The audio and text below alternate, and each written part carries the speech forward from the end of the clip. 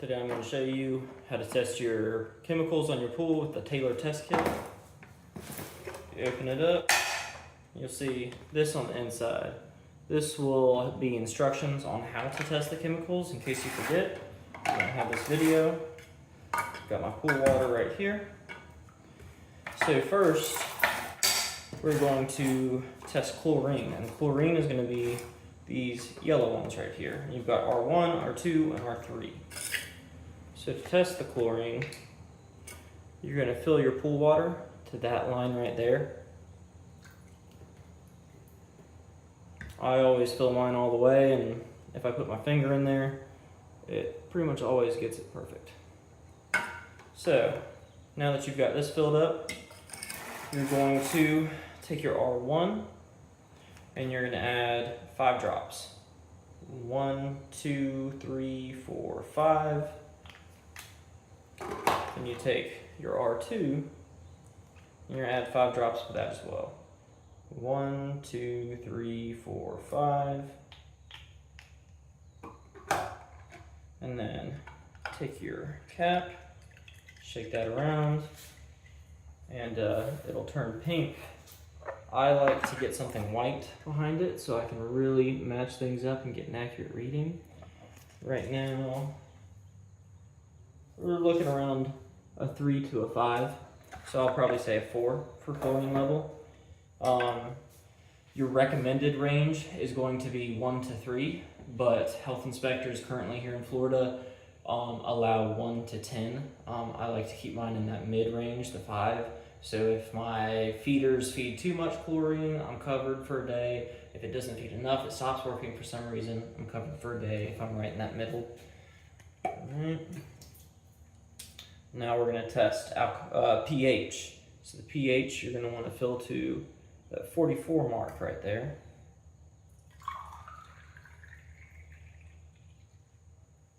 All right, got it filled. You're going to take your R4. You're going to add 5 drops of that. 1, 2, 3, 4, 5. Put your cap back on there. Shake it up. Get a white background.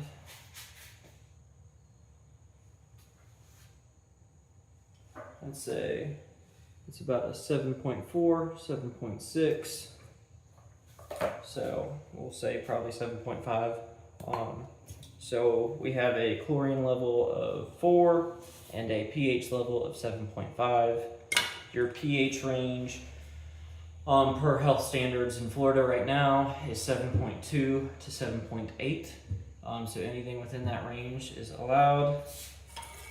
Now we're going to test our cyanuric, and the cyanuric is going to be these white caps and this little guy right here. So you're going to fill your pool water to that 7 mark right there.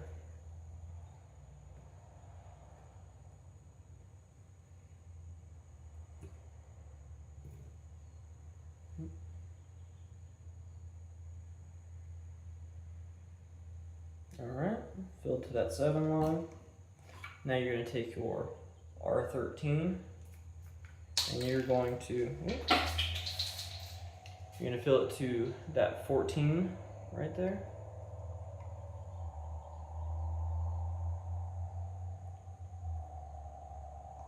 All right, now we've got it filled to that 14.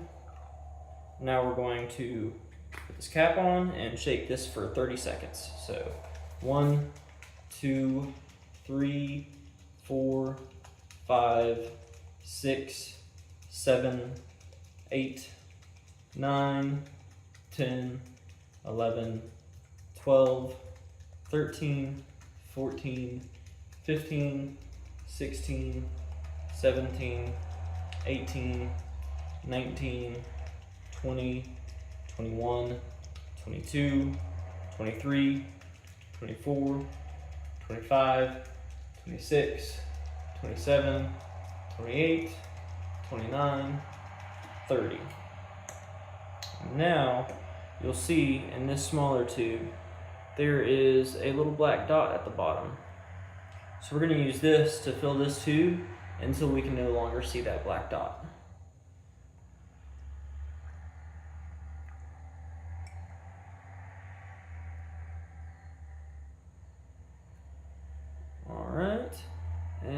see if I can show you. I can't see that black dot in there anymore.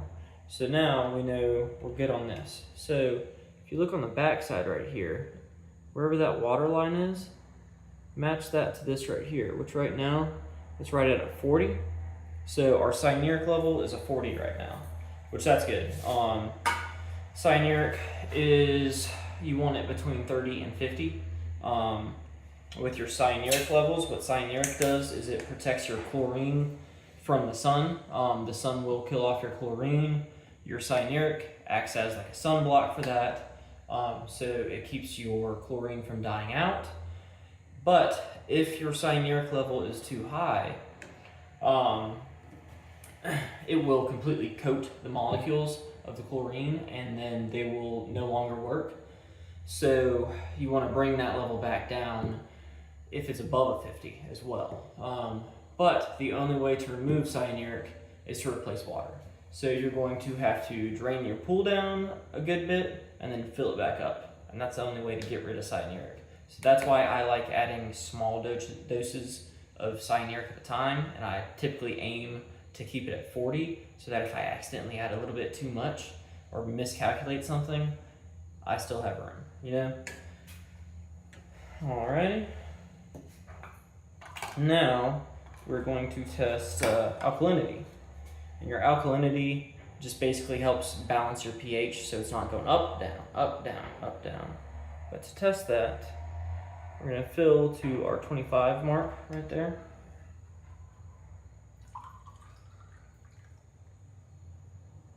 Alright, filled.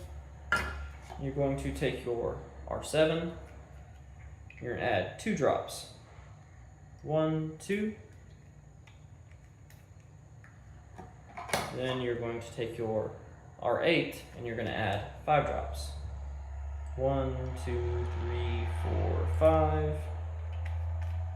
We're going to cap that, mix it up. Then you will take your R9. And your R9, you'll see right now this is green. What we're going to do is we're going to add 1 drop at a time of this, kind of shake it around until it turns from green to pink. And we're going to count how many drops that takes. So, put this might be a little easier for you to see the color. 1, 2, 3, 4, 5, 6,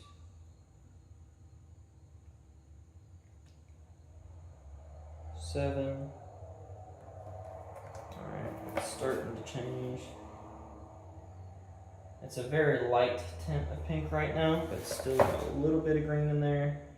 So we'll say 8. And then now, you can tell, this is very pink. So it took 8 drops to get there. So what you're gonna do is your 8 drops, you're gonna times that by 10. That will get you 80. So that means your alkalinity level is 80. The typical range you want for alkalinity is 80 to 120. If the levels are too low, you could get pH bounce, and same as if it's too high. So try to keep it within that range. That will naturally come down itself, same as pH will come up by itself, chlorine will come down by itself. It just will naturally, you don't have to drain water like you do with cyanuric. And then, alright, next is testing calcium hardness. The range you want the calcium hardness is 200 to 400. The calcium hardness you want to keep within range because it will keep the calcium that scales on the pool tiles and in the pool motors and all of that clear. It doesn't build up as fast. It'll prolong the life of your motors and everything. Make it easier to clean your tiles and keep them clean. So there's 2 different ways to test it. You can fill to the 25 milliliter right there, and then you can add 20 drops of your R10, and then you would add 5 drops of your R11L, and then you would just add 1 drop at a time, same as we did for alkalinity, until it turns from pink to blue. And then you would times that by 10, and you'd get whatever it is. There's also an easier way, because it's so many drops and that uses so much of your reagents and all that, and it's such a high level normally. What I do is I fill to the 10 milliliter, and this will tell you at the bottom in the blue on this. This is on there as well, so you fill to the 10 milliliter right there.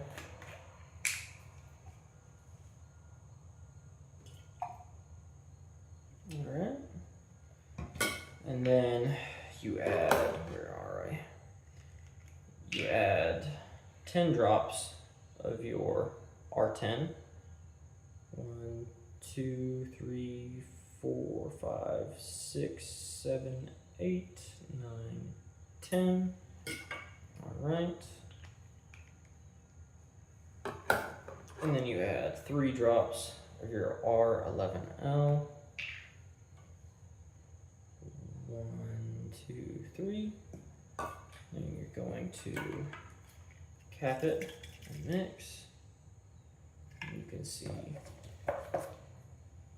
that's some pink right there. And then now,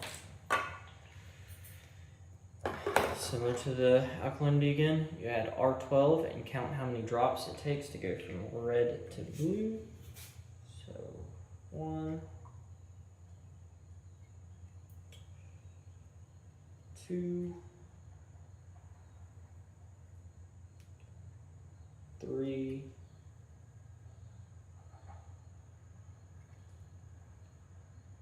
4, 5, 6,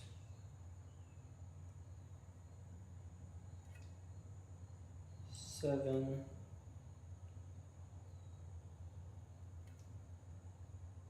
8. And you can see we're starting to turn blue. It's a very light tint, so we'll do another. So 11. There we go. We're blue. Took 11 drops, and you're now going to times that by 25. So that's 250. That's 275 if my math's right. So my calcium hardness level is 275. It's on the lower end, but it's still within range.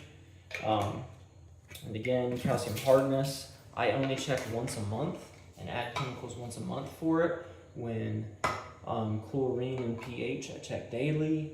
Alkalinity and cyanuric, I test 3 times a week and add at that, because you do want to give the bicarb and cyanuric that you add time to circulate fully throughout the system, so you don't want to keep adding every day. And then once it's fully circulated, your controller picks it up. It'll be way higher than you thought it was. It just causes issues. I give a day between to let everything circulate and calculate with the controller and level out. So that is how you test all of that. I did skip total bromine, you don't need that. I skipped combined chlorine, you don't necessarily need that. Health inspectors don't look for that. If you're having issues, you can look into it as that, like that too. I've hardly ever had to check those before. One other suggestion I do have, it does not, you can't test it with this kit. Once a year, maybe twice a year if you get a lot of activity, check your phosphate levels. You can go a pool supply store and pick up test kits for it. You can test your levels, and then you can buy a phosphate remover on Amazon or whatever it may be, or your pool supply store, and you add that to bring your phosphate levels down. Your phosphate levels, even if all of your chemicals are absolutely perfect, you will still grow algae, you will still get a cloudy pool. That's something not many people know, but that's one good thing to do a treatment once to twice a year, especially with these big commercial pools that get a lot of use. It's just another suggestion. That's something I would definitely recommend testing. That'll make you seem like a hero at your property. If nobody's tested that before and you're having issues with algae growth, so that's how to test your pool chemicals.